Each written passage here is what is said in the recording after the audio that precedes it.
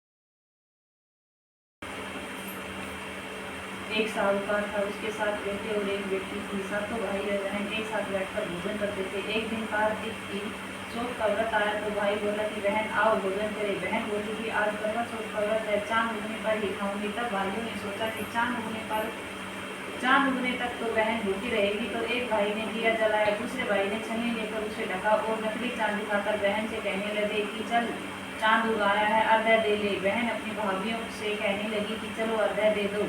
भाभियाँ बोली तुम्हारा चांद उगा होगा, हमारा चांद तो रात को उगेगा। बहन ने जब अकेले ही अर्घ्य दे दिया और खाने लगी तो पहले ही ग्रास में बाल आ गया, दूसरे ग्रास में कंकड़ आया और तीसरा ग्रास मुंह की ओर किया तो उसकी ससुराल से संदेश आया कि उसका पति बहुत बीमार है, जल्दी भेजो। माँ ने तब लड़की को विदा किया और कहा कि रास्ते में जो कुछ भी मिले उसके पाँव लगना और कोई सुहाग का आशीष दे तो उसके पल्ले में गांठ लगाकर उसे कुछ रुपए देना। बहन जब भाइयों से विदा हुई तो रास्ते में जो कुछ भी मिला उसने यही आशीष दी कि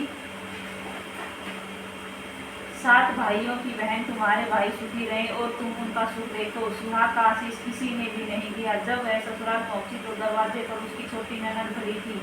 वह उसके पाँव लगी तो उसने कहा कि सुहागिन रहो, सुखी हो। तो उसने यह सुनकर पल्ले में गांठ बांधी और ननद को सोने का सिक्का दिया। तब भीतर गई तो सास ने कहा पति धरती पर पड़ा है, तो वह उसके पास जाकर उसकी सेवा करने के लिए बैठ गई। बाद में सास ने दासी के हाथ बची कुची रोटी भेज दी। इस प्रकार से समय बीतते बीतते कि चौथ आई तो चौथ माता बोली करवा ले भाइयों की प्यारी करवा ले। लेकिन जब उसे चौथ माता नहीं दिखाई दी तो वह बोली, हे माता, आपने मुझे उजाड़ा तो आप ही मेरा उद्धार करोगे, आपको मेरा सुहाग देना पड़ेगा। तब उस चौथ माता ने बताया कि पौष की चौथ आएगी, वह मेरे से बड़ी है, उसे ही सब कहना, वही तुम्हारा सुहाग वापस देगी। पौष की चौथ आकर चली गई, माघ की चली गई, फागुन की चली गई, चैत्र वैशाख जेठ आषाढ़ और सावन भादों की सभी चौथ आई और यही कहकर चली गई। आगे वाली को कहना, आषाढ़ की चौथ आई तो उसने बताया कि तुम पर कार्तिक की चौथ नाराज है, उसी ने तुम्हारा सुहाग लिया है, वही वापस कर सकती है, वही आएगी तो पांव पकड़कर विनती करना, यह बोलकर वह चली गई।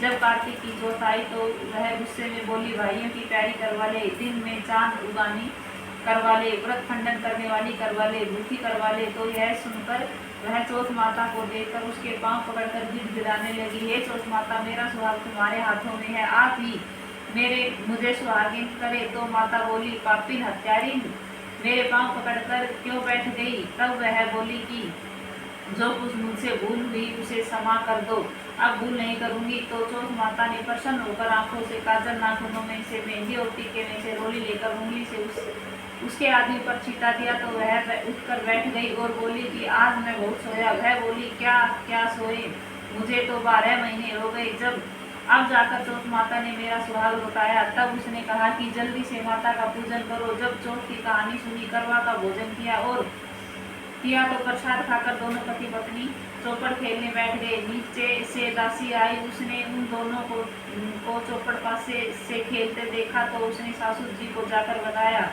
तब से सारे गांव में यह बात प्रसिद्ध हो गई कि सब स्त्रियां चौथ का व्रत करें तो सुहाग अटल रहेगा। जिस तरह से साहूकार की बेटी का सुहाग दिया, उसी तरह से चौथ माता सबको सुहागिन रखे। यही करवा चौथ के उपवास की सनातन महिमा है। जय करवा चौथ।